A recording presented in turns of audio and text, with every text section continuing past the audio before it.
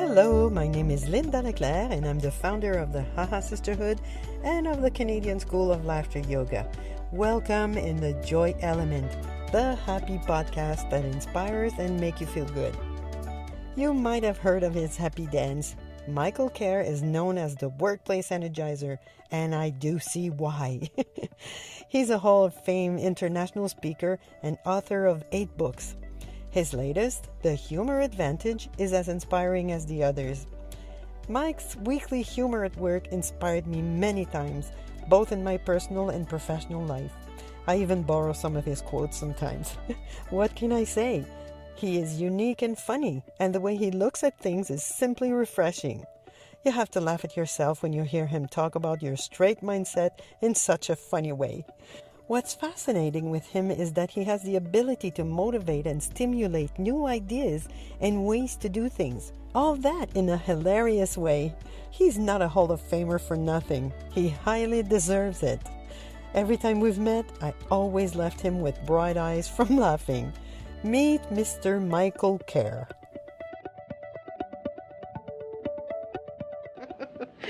Well, hello. Today is a very special day because it's this guy's birthday.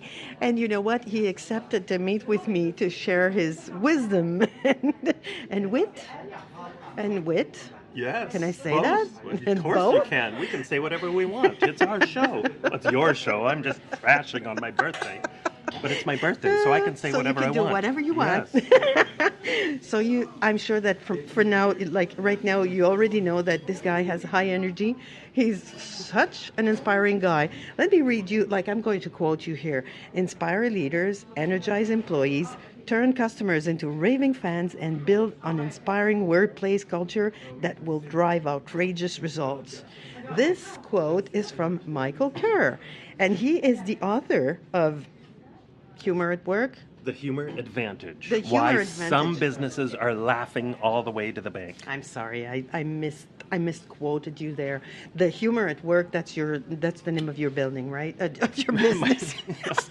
And my entire building. I have a 24-story skyscraper in downtown. Okay, by now you know that this is not going to be a very, very officially serious conversation. But I want to tell people that you are a Hall of Famer from the Canadian Association, Speakers Association, so CAPS. And I've met you in Montreal, I think. Montreal, yes. Yeah, that was many years ago. And I remember doing the 6 years dance. ago, 8 years ago? Already. I don't know. Time 4? flies. Maybe just 4. Maybe it was just last week. Maybe. Who Time has no knows? meaning anymore. When you get to our age, it just... Shush. And Michael is talking to, he's a speaker and an inspirational person, I would say, to workplaces. I've received your newsletter, and every week when I get that, I'm always inspired by something. I always smile because of something. So this is I'm really impressed because I don't know where you get your inspiration, but you are inspiring. Well, thank you. Thank you. What can I say? Thank you. I try to be inspiring.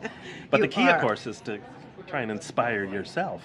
Yeah. And stay inspired. Because if you can't stay inspired yourself, how the heck can you inspire anyone else around you? Good point. So it all starts with ourselves, I think.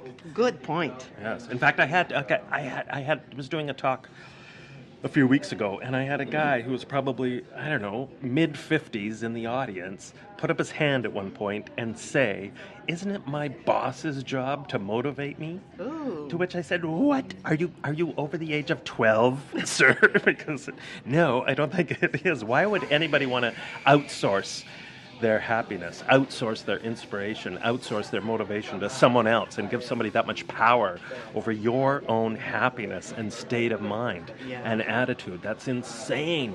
So we have to start with ourselves. That's the key thing, because I remember seeing something on your website that you made a video like the Mr. Happy and you wake up. I remember this is one of the first videos that I've seen you on, and you were dancing and cheering up, and I thought, oh my gosh, I can never spend start my days doing that. Yeah, that was a very fun video we did. It's called the Happy Guy video. Yes.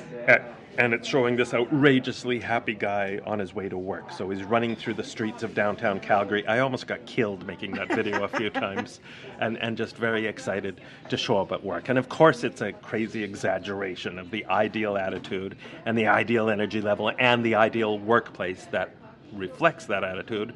But we still wanted to create something goofy and fun, just to remind people that ultimately that, we have the power, as corny as it sounds, we have the power to choose our own attitude day in and day out. And when it comes to having a sense of humor at life, it starts by just making the choice to have that sucker and bring it along for the ride. Yeah, so that's the choice that you make on a daily basis, on an hourly basis?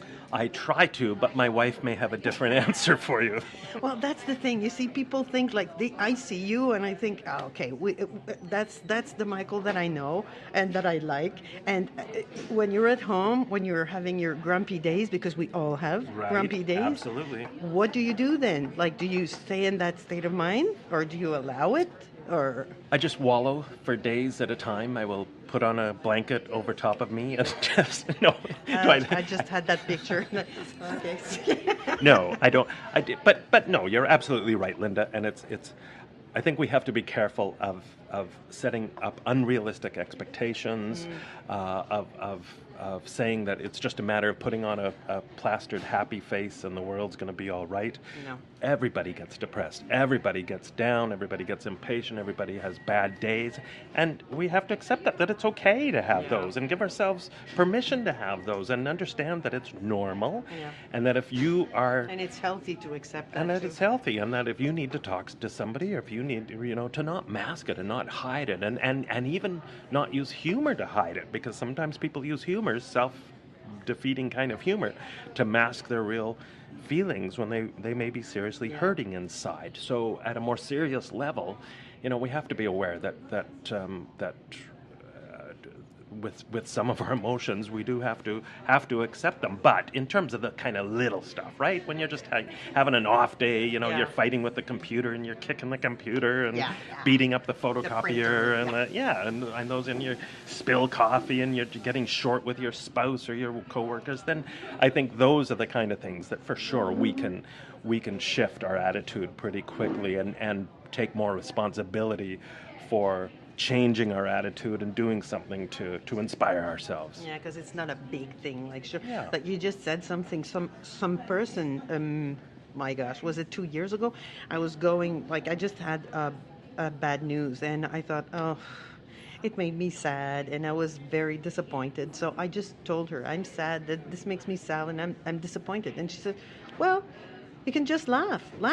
That's what you do. And I said, no, the emotions are there. I'm not going to deny myself the pleasure of feeling disappointment, but I'm not going to stay in that state forever. I know that. But right now, this is what I'm feeling. And this is what you need to feel, and allow the time for that, and be okay with it, and not beat yourself up, right? I think we can almost beat ourselves up for getting into those moods, and that's not a good thing to do either. But back to your original question, when I am maybe I've got too much work on my plate I'm trying to handle in a day, and I am getting a little stressed out, then for sure there are some simple things that I try to do on an ongoing basis when I'm in my busy times of year, when I know that stress could... Because you're traveling a lot. I travel a lot. I have certain times of year, this being one of them, where I'm very, very busy. So there are certain things I commit to doing. And I'm a big fan, and I say this to my audiences too in workplaces, I'm a huge fan of rituals and traditions at work, because rituals and traditions give people something to look forward to, something to reminisce about.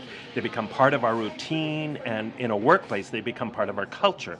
They become one of the defining characteristics of our culture. And in our own personal lives, I think rituals and traditions give us something to kind of hang on to, right? To cling to, and especially when times get busy and stressful, they can give some structure in our lives and remind us that no, there are certain things we need to do as priorities and take care of ourselves. So as very simple examples, I mean, one thing that no matter how busy I am, no matter how insanely busy I am, when I'm working at home, I carve out an hour in the day, even in the busiest of days, to go for a walk in the forest with my wife, where it's just us, quiet time, no cell phone, nobody can contact us. It's just that down away time, and that's huge. And I know when I've had crazy days, that'll just kind of hit the reset button for me, and it works fabulously. And then other simple little things that I've certainly learned over the years that help me when I get into a funk or a crazy mood. And one of them is listening to wild music. Like I just crank up the tunes, something that's just really, a great rock and dance tune, right? I was going to ask you, what to you, what is wild music? Well, it's like, I always imagine, the famous Tom Cruise dancing scene from Risky. Yeah. So just anything like that just gets your spirits up can have a huge impact. Certainly on me, and I know from studies that it's big for a lot of people. Yes. This is one of the elements of joy. Yeah, upbeat dancing, music, singing, laughing, and playing. Yeah, absolutely. My wife and I too, we commit to, no matter how busy we are. The only TV now we watch other shows on videos. We're a big fan of for sure of some dramas like Breaking Bad and stuff. We love those shows. But the only shows that we tape, that we PVR now, are comedies. That's it. And not a lot, but we do, because we recognize the importance of, and my wife too, she says, I always want to end the day with a good laugh. That's good. So we commit to always having a bank of TV shows that we can laugh at. That's something that I tell people also when I train leaders and teachers. I says, make yourself. I call this the laughter emergency kit. Yeah. So whenever you're in need, like if you have a bad day or a rough patch, like just grab something in there. Might be an audio, might be a video, might be a book. I love comics. Absolutely, and me too. I say the same thing to my audience. It's a humor first aid kit, right? And I have one at home. I have a whole closet full of stuff, right? So goofy hats. We got all sorts of stuff that I can tap into if I need to make my wife laugh or myself laugh. So simple little things like that can work. Calvin and Hobbes. Yeah, the funny shows that we watch, we can't. It's easy to dismiss that as being trivial, but I don't think it is. No. When you have a good laugh, and in fact, my wife is insistent. If we end up watching the news late at night or a really dark movie we've rented maybe, and then my wife says, "Okay, I'm not ending with that. We need to end with a laugh." Really? So we always have to end before we go to bed with watching something that we know is going to make us laugh. So it's not smart. So the last image that we see is isn't of a serial killer. It's or a politician or so the news. In the world. Yeah, well, that's very clever. Yeah, very clever. It's simple, but it's important. That's very good. Thank you for sharing that. So you My do pleasure. that when you're stressed out. You go in the woods. I'm impressed. It's like I would love to. Okay, let me rephrase this. I will start to do something similar to that. Because whenever you're, like, if you carve some time for yourself and then you go outside, you're physically active then. So you're not only in your head, but you make your body happier because you move. You dance, you listen to funny things on TV or maybe radio. Yeah. I love Stuart McLean. Oh, yeah. Yes. Yeah, I love smart comedians. And there's so many nowadays, right? That make you. I love comedians too that make you think and laugh at the same time, right? I mean, what a gift, and that's one of my reminders to people too, is that anybody, and I don't care what business you're in, what profession you do, no matter how serious your work, if you can find a way to deliver some of your serious messages with a little bit of humor, with a little bit of levity, of course it's going to go down that much smoother and easier, and your messages will stand out from the herd to be heard. So if we can make people in any of our jobs think and laugh at the same time, what a great gift. And that's the gift that you're sharing with whoever hires you and with us today. Thank you so much, Michael. You are very welcome, Linda. And let me sing you ha ha ha ha ha ha. Birthday laugh song.